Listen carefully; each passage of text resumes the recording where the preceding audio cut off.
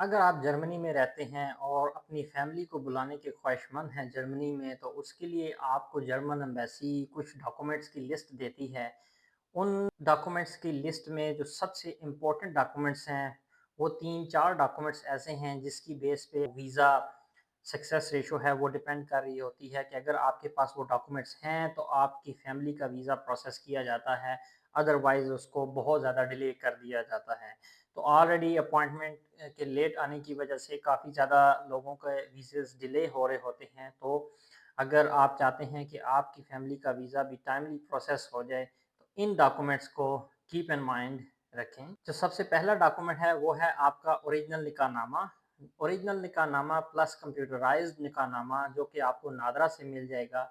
इन दोनों निकाहनामों की आपको ट्रांसलेशन करवानी होगी। अगर ये इंग्लिश में नहीं है तो जर्मन या इंग्लिश ट्रांसलेशन चाहिए। तो नॉर्मली पाकिस्तान में ये जो निकाहनामे हैं, जो कंप्यूटराइज़्ड निकाहनामा है वो तो इंग्लिश और उर्दू दोनों में होता है।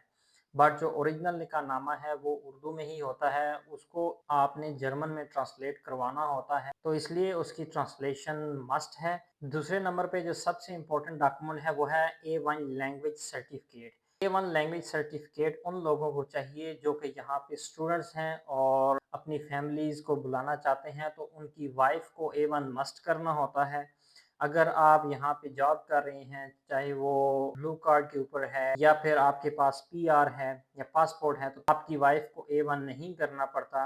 अदरवाइज़ आप यहाँ पे स्टूडेंट हैं और आप बुलाना चाह रहे हैं, तो उसके लिए आपकी वाइफ को A1 लैंग्वेज सर्टिफिकेट मस्ट करना होगा। इसी तरह बात की जाए, अगर आपके बच्चे हैं जिनकी उम्र 16 से 17 साल हो चुकी है, तो उसके लिए जर्मन एम्बेसी की रिक्वायरमेंट है कि उनके पास जर्मन C1 लैंग्वेज का सर्टिफिकेट लाज़मी होना चाहिए, अदरवाइज़ उनका वीज़ा प्रोसेस नहीं होता।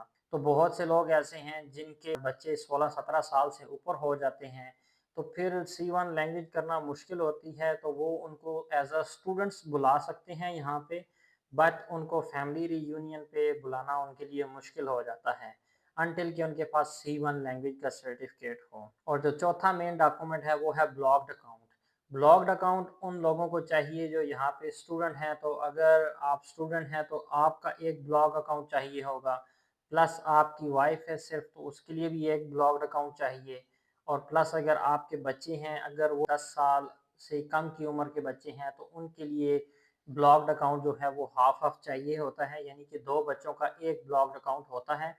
तो इस तरह से जितने फैमिली मेंबर्स बढ़ते जाएँगे, उतने ब्लॉक्ड अकाउंट भी एज़ अ स्टूडेंट आपको चाहिए होंगे, ताकि वो आप यहाँ पे आउसलैंडर बेहोडे को दिखा सकें। तो उसकी बेस पे फिर आउसलैंडर बेहोडे जो है ये इजाज़त देता है जर्मन एम्बेसी को जो पाकिस्तान में है, तो वो फिर वीज़ा प्रोसेस करती है।